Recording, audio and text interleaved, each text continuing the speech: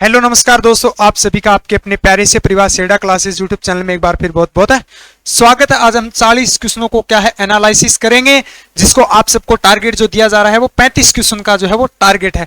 देखिए, क्लास को स्टार्ट करने से पहले आप सब कल एक कमेंट था कि सर हमने सवाल था कि बापूजी किसने कहा था महात्मा गांधी को, जब बापूजी जो है वो किसने कहा था, तो सुभाष चंद्र बोस ने कहा था। सुभाष चंद्र बोस ने। एक बच्चे ने कमेंट किया सिर आप गलत बता रहे हो, रविंद्रनाथ टैगोर है। देखिए, रविंद्रनाथ टैगोर जो है वो महात्मा कहा था। महात्मा, एक मिनट, महात्मा जो है, महात्मा सर्वप्रथम रविंद्रनाथ टैगोर जी ने कहा था, और बापूजी की उपाधि जो है वो सर्वप्रथम जो है वो किसने, महात्मा या राष्ट्रपिता जो है वो किसने कहा था, रविंद्रनाथ टैगोर ने कहा था। तो जिस बच्चे ने कमेंट किया था वो हमने क्या है उसका जवाब भी दिया था। तो चलिए आज के सीरीज को स्टार्ट करते हैं। आज का पहला क्वेश्चन जो है वो वंदे मातरम को राष्ट्रीय गीत के रूप में कब स्वीकार किया गया या कब अपनाया गया? कब स्वीकार किया या कब अपनाया गया? अपनाया गया था। तो कब अपनाया गया था? 24 जनवरी 1950 को। कब अपनाया गया था? 24 जनवरी 1950 को जो है वो वंदे मातरम जो हमारा क्या है राष्ट्रीय गीत है, जिसको कब बनाया गया था, कब अपनाया गया था या कब स्वीकारा गया था संविधान समिति द्वारा? तो 24 जनवरी 1950 को। फिर दूसरा क्वेश्चन पूछा जाता है कि वंदे मातरम या राष्ट्रीय गीत को सर्वप्रथम कब गाया गया था? तो देखिए, इसको सर्वप्रथम जो है वो 1911 के अंदर कांग्रेस पार्टी के कोलकाता अधिवेशन के अंदर गाया गया था। अधिवेशन के अंदर जो है वो भारत का राष्ट्रीय गीत वंदे मातरम को क्या है 1911 कोलकाता अधिवेशन में गाया गया था। क्वेश्चन ऐसे पूछा जाता है कि राष्ट्रीय गीत वंदे मातरम को सर्वप्रथम किस अधिवेशन में गाया गया था? तो कोलकाता अधिवेशन 1911 में, कांग्रेस का अधिवेशन था, इसमें क्या इसको गाया गया था। फिर एक क्वेश्चन पूछा जाता है रचयिता या लेखक कौन थे? तो इसके रचयिता कौन थे? बंकिम चंद्र चटर्जी। बंकिम चंद्र चटर्जी या बंकिम चंद्र चट्टोपाध्याय द्वारा क्या है वंदे मातरम राष्ट्रीय गीत के क्या है ये रचनाकार थे, जिसको भारत के संविधान में कब स्वीकारा गया, कब स्वीकृति मिली थी? तो 24 जनवरी 1950 को, और सर्वप्रथम 1911 कांग्रेस पार्टी के कोलकाता अधिवेशन में इसको गाया गया था। अगला क्वेश्चन देखिए, नौसेना अकादमी कहां स्थित है? नौसेना अकादमी जो है वो कहां स्थित है? एक पूछा जाता है इंडियन मिलिट्री अकादमी, जिसको भारतीय सैन्य अकादमी बोलते हैं, भारतीय सैन्य अकादमी। एक आता है एनडीए राष्ट्रीय रक्षा अकादमी। भारतीय रक्षा अकादमी कहां स्थित है? तो देखिए, नौसेना अकादमी जो है वो कहां स्थित है? तो केरल राज्य के अंदर स्थित है। एक वायुसेना अकादमी भी पूछी जाती है, तो वो कहां स्थित है? हैदराबाद के अंदर, ये भी याद रखें। इंडियन मिलिट्री एकेडमी, भारतीय सैन्य एकेडमी कहां स्थित है? तो देहरादून में। देहरादून उत्तराखंड के अंदर स्थित है, उत्तराखंड के अंदर। और एनडीए नेशनल डिफेंस एकेडमी कहां स्थित है? तो खड़कवासला पुणे महाराष्ट्र के अंदर क्या है ये स्थित है। और वायुसेना अगर पूछी जाए तो कहां स्थित है?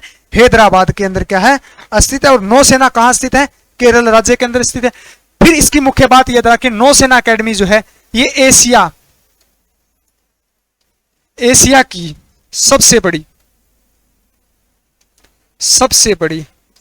क्या है एकेडमी, सबसे बड़ी एशिया की सबसे बड़ी एकेडमी कौन सी है? तो नौसेना, भारत की नौसेना एकेडमी जो है वो क्या है एशिया की सबसे बड़ी एकेडमी है। और राष्ट्रीय रक्षा एकेडमी कहां स्थित है? तो खड़कवासला पुणे के अंदर, जिसको शॉर्ट में कहते हैं, इंग्लिश में कहते हैं नेशनल डिफेंस एकेडमी, और शॉर्ट में एनडीए लिखते हैं।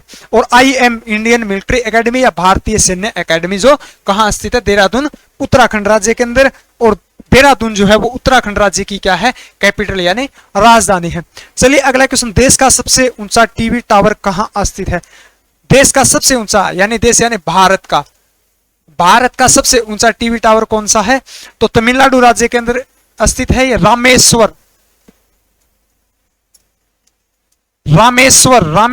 TV tower. अगर पूछा जाए कौन सा टावर है, तो रामेश्वर टीवी टावर है जो तमिलनाडु राज्य के अंदर स्थित है। ये भारत का क्या है, सबसे ऊंचा टीवी टावर है।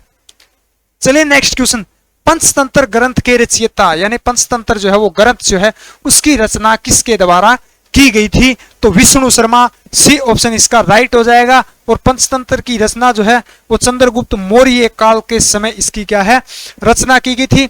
एक पूछा जाता है सबसे प्राचीन ग्रंथ, सबसे प्राचीन या सबसे बड़ा ग्रंथ कौन सा है, तो वेद।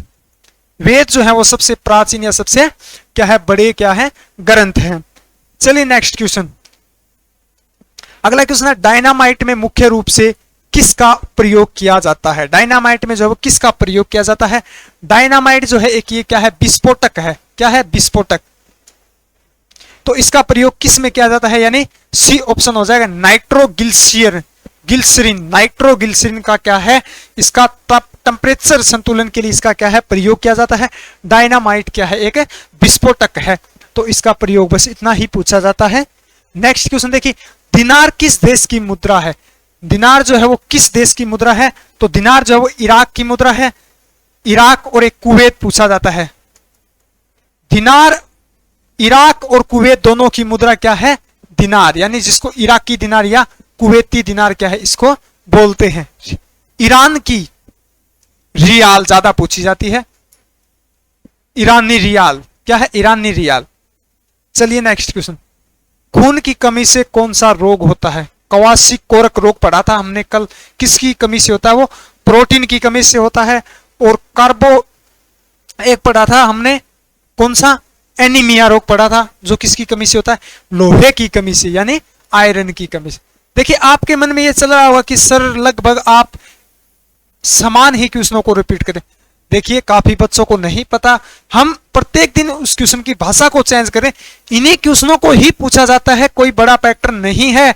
आपने देखा भी होगा, अब पिछले पेपरों में भी देखा होगा, अब जो हाल ही में 10 सितंबर को पेपर लगा, यही क्वेश्चन पूछे जाते हैं। इन्हीं क्वेश्चनों को बस भाषा में बदलाव, किसकी कमी से होता है, या एनीमिया रोग किसकी कमी से होता है, इस प्रकार से क्या है पूछे जाते हैं। तो खून की कमी से कौन सा रोग होता है, तो थोड़ी भाषा चेंज होगी।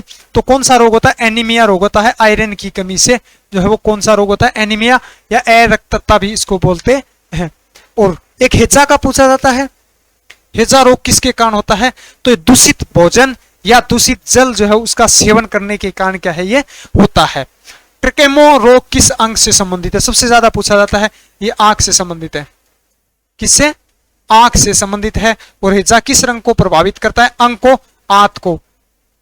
ये जो क्वेश्चन जो है ना, हेजा किसके कारण होता है या किस अंग को प्रभावित होता है, 17 अप्रैल की प्रत्येक शिफ्ट में आपको एक क्वेश्चन मिल जाएगा।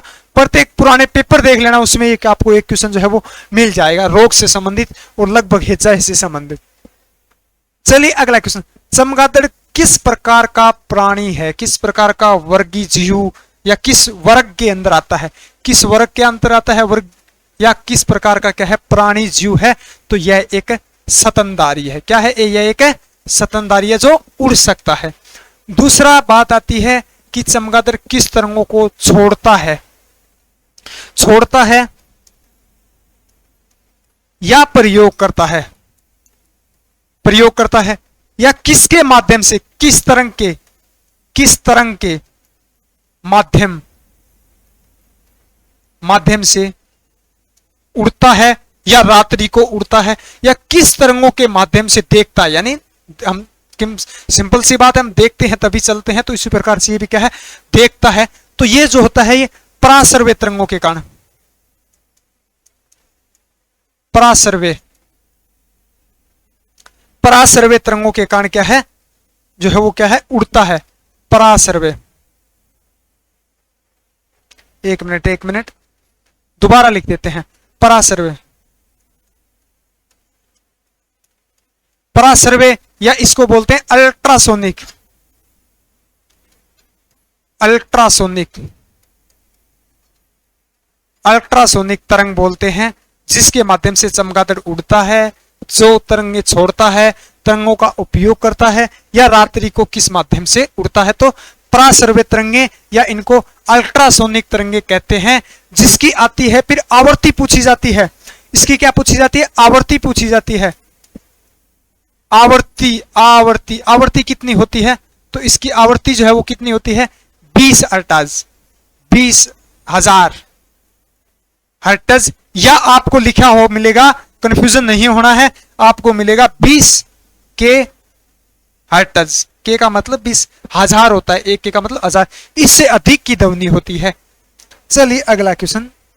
और इसका सोनार में भी प्रयोग किया जाता है, पराशर में अल्ट्रासोनिक तरंगों का ही उपयोग किया जाता है। भारत में लाख का सबसे बड़ा उत्पादन राज्य, लाख जो है कि रेशा होता है, इसका उत्पादन सबसे बड़ा कौन सा राज्य करता है? तो बी ऑप्शन हो जाएगा, छत्तीसगढ़ राज्य इसका क्या है? सर्वाधिक उत्पादन करता है। सीपीयू देखिए, सी फुल फॉर्म काफी पूछी गई थी 17 अप्रैल के एग्जाम में। तो सीपीयू की फुल फॉर्म कहां है? इसमें भी हमने 2 फॉर्म ऐड कर रखी है। तो सीपीयू की फुल फॉर्म होती है कंट्रोल प्रोसेसिंग यूनिट। देखिए किस ऑप्शन में लिखा है? कंट्रोल नहीं है इसमें, central processing, control processing unit, यानी कि बी ऑप्शन हमारा राइट हो जाएगा। ये कंट्रोल प्रोसेसिंग यूनिट लिखा हुआ है। क्या लिखा हुआ है? प्रोग्रामिंग और सेंट्रल प्रोग्रामिंग यूनिट है, तो बी ऑप्शन हमारा राइट हो जाएगा। ये कंप्यूटर का ये एक भाग होता है। अगला क्वेश्चन है, कंप्यूटर दिवस मनाया जाता है। कंप्यूटर दिवस किस तिथि को बनाया जाता है? तो 2 दिसंबर को बनाया जाता है। कब है? 2 दिसंबर को कंप्यूटर दिवस क्या है? बनाया जाता है। या ऐसे पूछा जा सकता है 2 दिसंबर को कौन सा दिवस बनाया जाता है? क्वेश्चन बदल दिया तो बच्चे सोचते हैं कि पता नहीं। तो एक बार अच्छे से किसी भी क्वेश्चन को कहीं से भी रीड करो, तो अच्छे से रीड करो, उसको दोबारा उसको अलग भाषा में, खुद ही अलग भाषा में कन्वर्ट करने की कोशिश करो। जैसे ये सुंडा गर्त किस महासागर में है? तो यानी कि ऑप्शन इसका बी ऑप्शन राइट है। तो हिंद महासागर में कौन सा गर्त स्थित है? तो ऐसे पढ़ा करो क्वेश्चन को दोनों भाषाओं में, ताकि आपको एग्जाम के समय क्या है? कंफ्यूजन ना हो, क्योंकि एग्जाम में समय कम मिलता है और वो समय जो है ज्यादातर हमारा कंफ्यूजन में ही जो है वो चला जाता है, जिसकी वजह से क्वेश्चन भी तकरीबन हम गलत कर देते हैं। तो सुंडा गर्त कहां पाया जाता है? ये हिंद महासागर में पाया जाता है। किस महासागर में? हिंद महासागर। अब क्वेश्चन 10 सितंबर को क्या पूछा गया था? सबसे गहरा गर्त, गर्त कौन सा है? तो कौन सा था? Mariana, Mariana. और किस महासागर में है वो गर्त? प्रशांत। सबसे विशालतम महासागर कौन सा है? प्रशांत। सबसे बड़ा महासागर कौन सा है? प्रशांत। सबसे गहरा महासागर कौन सा है? तो प्रशांत महासागर है। और मेरियाना गर्त जो है वो प्रशांत महासागर का सबसे गहरा बिंदु, ऐसे पूछा गया था, सबसे गहरा बिंदु। तो आप समझ सकते हैं कि सबसे गहरा मेरियाना गर्त है, तो ये सबसे क्या हो गया? गहरा बिंदु है। क्लियर है? तो आप इस प्रकार से रीड किया करो। अगला, जायकवाड़ी परियोजना किस नदी पर स्थित है? जायकवाड़ी परियोजना या जायकवाड़ी बांध जो है वो किस नदी पर बना है? तो ये गोदावरी नदी पर बना है। किस नदी पर बना है? गोदावरी नदी पर क्या है? ये स्थित है। चलिए अगला क्वेश्चन, अशोक का सबसे लंबा शिलालेख कौन सा? ये भी काफी बार रिपीट हो गया। तो 13वां शिलालेख जो है वो अशोक का क्या है? सबसे लंबा शिलालेख है। और कलिंग युद्ध, कलिंग युद्ध का विवरण भी कहा? जो 261 ईसा पूर्व में लड़ा गया, उसका विवरण भी क्या है? अशोक के 13वें शिलालेख के अंदर ही सम्मिलित है। अगला क्वेश्चन है, गुरु नानक देव का जन्म कहां हुआ था? गुरु नानक का जन्म जो है वो तलवंडी पाकिस्तान के अंदर है। वर्तमान में पाकिस्तान में स्थित है ये स्थान, हुआ था तलवंडी के अंदर। और फिर गुरु नानक जो है वो सिख धर्म के क्या थे? प्रथम गुरु। कौन थे? प्रथम गुरु। सिख धर्म के कुल कितने गुरु थे? तो कुल जो है वो 10 गुरु थे। कितने? सिख धर्म के कुल कितने गुरु थे? 10 गुरु थे। अंतिम या 10वां गुरु कौन था? गुरु गोविंद सिंह। गुरु गोविंद सिंह। रामदास, गुरु रामदास। अमृतसर मंदिर का निर्माण किसने करवाया था? स्वर्ण मंदिर का तो गुरु रामदास ने करवाया था, जो चौथे गुरु थे। कौन से? चौथे क्रम के गुरु थे। और पांचवें गुरु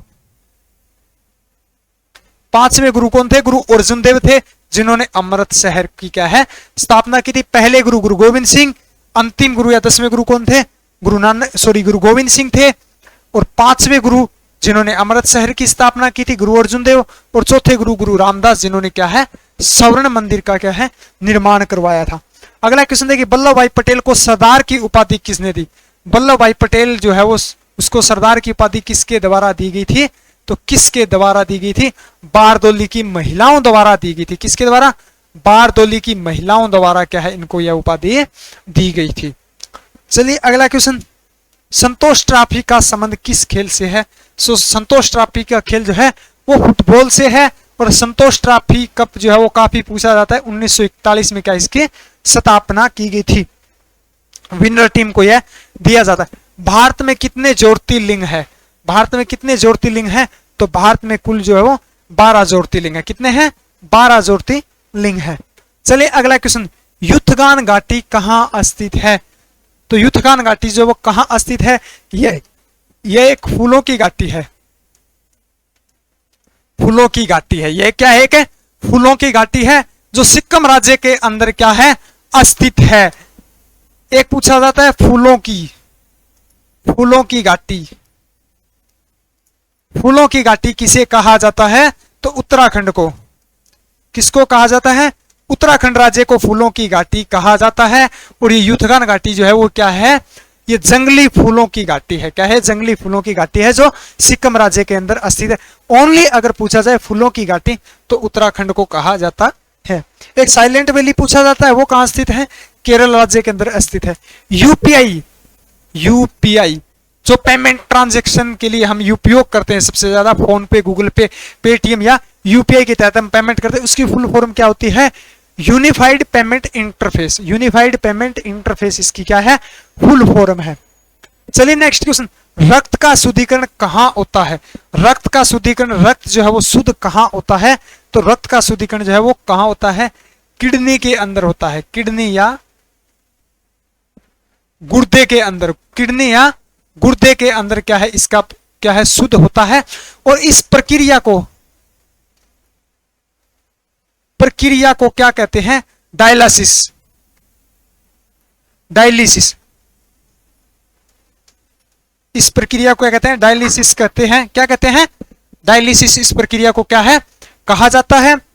और किडनी यानी गुर्दे के द्वारा क्या है? हमारे शरीर के रक्त को क्या है? शुद्ध किया जाता है। चलिए नेक्स्ट, नीले लिटमस को लाल कौन करता है? क्वेश्चन देखिए आप कंफ्यूजन हो जाएंगे। हमने कल एक दिन पहले भी इस क्वेश्चन को रिपीट किया था, समझाया था। नीले लिटमस को लाल कौन करता है? अम्ल यानी एसिड करता है। तो निम्न में से देखिए एसिड कौन है? तो सिरका है। ऐसे ही क्वेश्चन पूछा गया था। तो सिरका क्या है? एक अम्ल है जो नीले लिटमस पत्थर को क्या है? लाल कर देता है। और लाल को नीला, देखिए लाल को नीला या नीले को लाल। नीले को लाल कौन करता है? अम्ल करता है। और लाल को नीला कौन करता है? तो कौन करता है? क्षार करता है। या ऑप्शन में सिरका दिया हो तो सिरका क्या है? एक अम्ल यानी एसिड है। अगला क्वेश्चन देखिए, भारत में कुल कितनी शास्त्रीय भाषाएं हैं? भारत में कुल कितनी शास्त्रीय भाषाएं? 17 अप्रैल को ये क्वेश्चन जो है वो पूछा गया, इसलिए हम इनको क्या है बार बार रिपीट कर रहे हैं, ताकि आगामी एग्जाम में यहीं से भी क्वेश्चन पूछे जाएंगे, आप देख लेना। तो कितनी शास्त्रीय भाषाएं? 6। कुल मान्यता प्राप्त या 8वीं अनुसूची, 8वीं अनुसूची के तहत कितनी भाषाओं को सम्मिलित किया गया है? तो 22 भाषाओं को क्या है? मान्यता प्राप्त है। और शास्त्रीय कितनी भाषाएं हैं? तो 6 भाषाएं हैं। अगला क्वेश्चन है कि वरुण युद्ध अभ्यास किन 2 देशों के मध्य हुआ? युद्ध अभ्यास से करंट से ज्यादा क्वेश्चन पूछे गए थे। तो वरुण युद्ध अभ्यास जो है वो किन 2 देशों के मध्य हुआ था? फ्रांस, भारत और फ्रांस के मध्य हुआ था। और भारत और फ्रांस की क्या है? नौसेना के मध्य हुआ था। ये भी आपको याद रखना है, नौसेना के मध्य यानी बीच हुआ था। अगला क्वेश्चन देखिए, भारत के पहले वित्त मंत्री कौन थे? देखिए भारत के पहले वित्त मंत्री पूछा जाता है।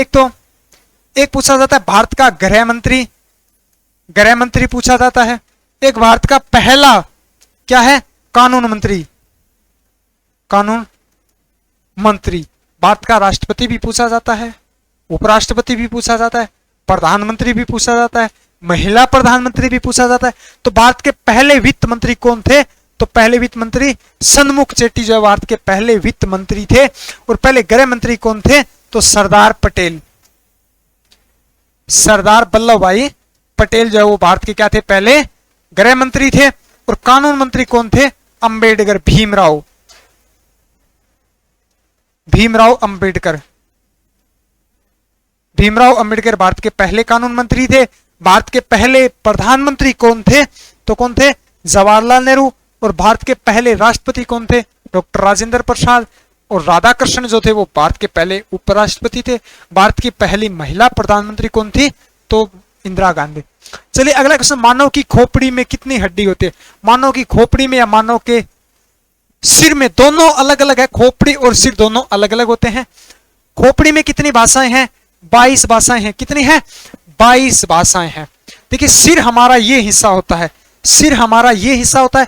खोपड़ी हमारा पूरा जो क्या है, चेहरा, चेहरा जो होता है, चेहरा, चेहरे के अंदर कितनी होती है? 14 हड्डियां होती है। और सिर के अंदर जो है वो कितनी? 8 हड्डियां होती है। दोनों को मिला दें तो दोनों को ही क्या बोला जाता है? खोपड़ी बोला जाता है। सिर और खोपड़ी दोनों अलग होती है, ये बात आपको याद रखनी है। चेहरा और खोपड़ी में कितनी है? चेहरे के अंदर 14 और सिर के अंदर 8 हड्डियां, तो दोनों मिलकर क्या है? खोपड़ी बोलते हैं, जिसमें दोनों में क्या है? 22 हड्डियां होती है। अलग अलग पूछा जाए तो आपको याद रखना है चेहरे में। फिर कान में पूछी जाती है, कान में कितनी हड्डियां होती है? कुल हड्डियां 6 होती है, या कान में हड्डियां पूछी जाए तो आप 6 टिक कर सकते हैं। अगर पूछे प्रत्येक कान में तो क्वेश्चन चेंज हो जाएगा। तो प्रत्येक कान में 3 हड्डियां होती है। कितनी? 3 हड्डियां होती है। चलिए अगला क्वेश्चन, रक्त परिसंचरण तंत्र की खोज किसने की? रक्त बहता है, उसकी खोज है वो किसने की थी? तो विलियम हार्वे ने। रक्त वर्ग की खोज, रक्त वर्ग समूह है, वर्ग समूह है, वर्ग समूह है, वर्ग समूह है वो होता है जैसे रक्त किसी का A positive, B positive, A B negative, O positive, इसको क्या बोलते हैं? रक्त वर्ग समूह बोलते हैं। परिसंचरण जो बहता है हमारे शरीर में उसको बोलते हैं। तो रक्त वर्ग समूह की खोज है वो किसके द्वारा की गई है? कार्ल लैंडस्टीनर द्वारा की गई है। और परिसंचरण तंत्र की खोज है वो विलियम हार्वे द्वारा की गई थी। चलिए नेक्स्ट क्वेश्चन, विद्युत ऊर्जा को प्रकाश ऊर्जा में बदलता है। विद्युत ऊर्जा को प्रकाश ऊर्जा में कौन सा बदलता है? विद्युत हीटर, ये विद्युत ऊर्जा को क्या है? ऊष्मा ऊर्जा में बदलता है। विद्युत बल्ब जो है वो क्या है? प्रकाश और ऊष्मा दोनों में बदलता है। किसमें क्या है? दोनों में ही क्या है? बदलता। एक मोमबत्ती भी मोमबत्ती पूछा जाता है, मोमबत्ती ज्यादा पूछा। मोमबत्ती भी जो है वो क्या है? रासायनिक, रासायनिक ऊर्जा को प्रकाश या ऊष्मा ऊर्जा में क्या है? रूपांतरित करता है। चलिए अगला क्वेश्चन नंबर 29, प्रोटॉन कण है, प्रोटॉन कण है या आवेश रहित, या कौन सा आवेश होता है? तो प्रोटॉन पे धना आवेश या धन आवेश या धनात्मक यानी बीई पॉजिटिव, यानी धनात्मक को क्या है? पॉजिटिव बोलते हैं। एक इलेक्ट्रॉन पे पूछा जाता है, इलेक्ट्रॉन, इलेक्ट्रॉन पे क्या होता है? ऋणात्मक होता है। क्या होता है? ऋणात्मक होता है। और एक बच गया फिर न्यूट्रॉन। क्या बच गया? न्यूट्रॉन। न्यूट्रॉन, न्यूट्रॉन पर क्या है? आवेश जो है वो शून्य या आवेशहीन या उदासीन बोल सकते हैं। इस पे कोई आवेश नहीं होता, शून्य आवेश होता है। चलिए next question, question number 30, overthrow नामक शब्दावली किस खेल से संबंधित है? तो ओवरथ्रो किससे है? क्रिकेट से। ओवरथ्रो या एक गुगली पूछा जाता है, या स्टंप आउट या एलपीडब्ल्यू आउट ज्यादा पूछा, सभी जो है वो क्रिकेट खेल से संबंधित है, शब्दावली है। अगला क्वेश्चन है कि किस स्थान पर सिंधु घाटी सभ्यता का बंदरगाह स्थित है? तो कौन सा बंदरगाह है? लोथल, गुजरात। देखिए लोथल शहर, बंदरगाह शहर, एकमात्र बंदरगाह शहर पूछा जाए तो कौन सा है? लोथल है। और अन्यथा धोलावीरा भी, धोलावीरा भी क्या है? एक बंदरगाह है। बंदरगाह शहर, एकमात्र बंदरगाह शहर पूछा जाए तो कौन सा है? लोथल। धोलावीरा भी गुजरात के अंदर ही स्थित है। किसके अंदर? दोनों ही स्थल क्या है? गुजरात के अंदर स्थित है।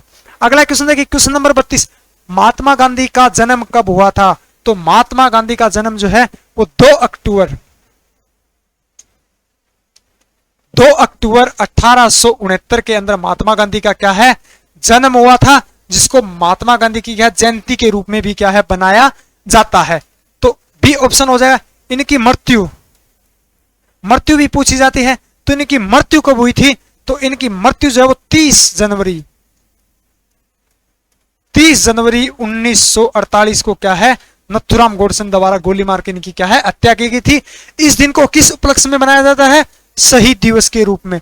किसके, शहीद दिवस के रूप में 30 जनवरी को मनाया जाता है। और 15 जनवरी को ये दक्षिण अफ्रीका से LLB की शिक्षा प्राप्त करके लौटे थे। उस 9 जनवरी 1915 को लौटे थे।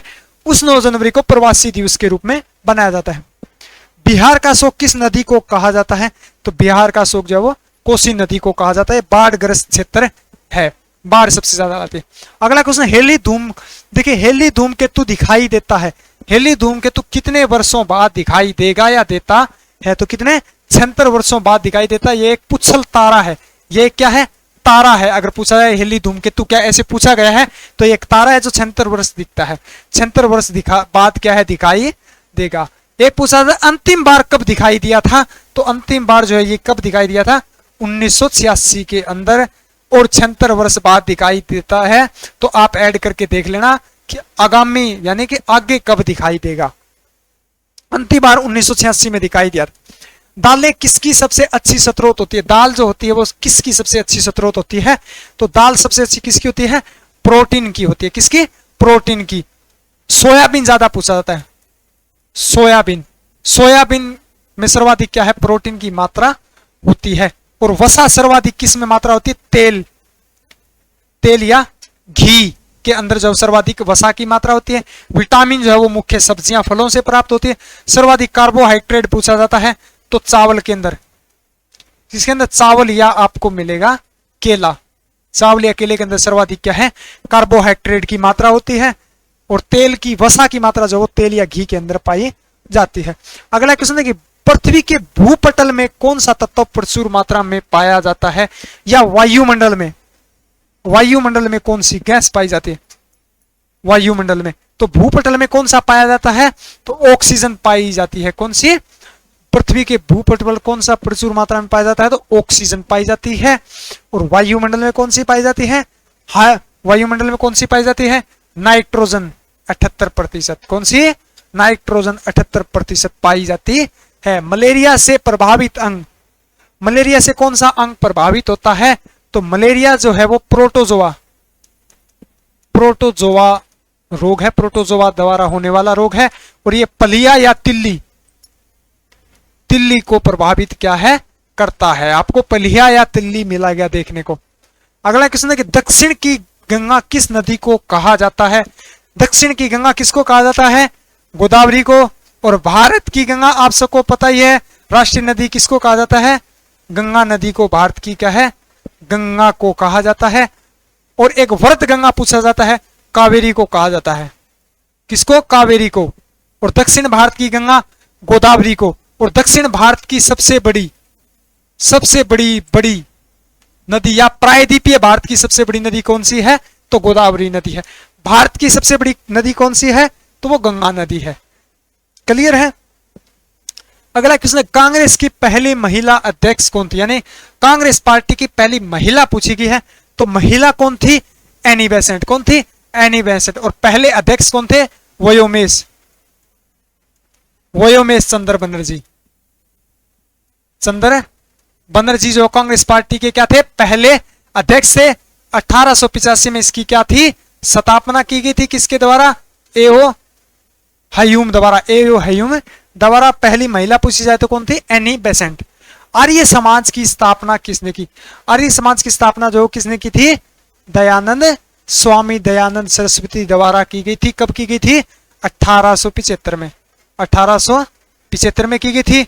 और एक 1828 में राजा राम मोहन राय द्वारा ब्रह्म समाज की स्थापना की गई थी। ये भी आपको क्या है, याद रखना है। तो आज के सेक्शन को यहीं समाप्त करते हैं। उम्मीद करते हैं आप सबको अच्छा लगा होगा। आप अपना टारगेट, आप अपना स्कोर जो है वो आपको 35 क्वेश्चन का टारगेट दिया गया था। आप एक बार कमेंट अवश्य करें, कमेंट में अपना स्कोर बताएं। और चैनल को अभी तक सब्सक्राइब नहीं किया तो चैनल को सब्सक्राइब करें। मिलते हैं अगले बेहतरीन कंटेंट के साथ, तब तक के लिए जय हिंद, जय भारत।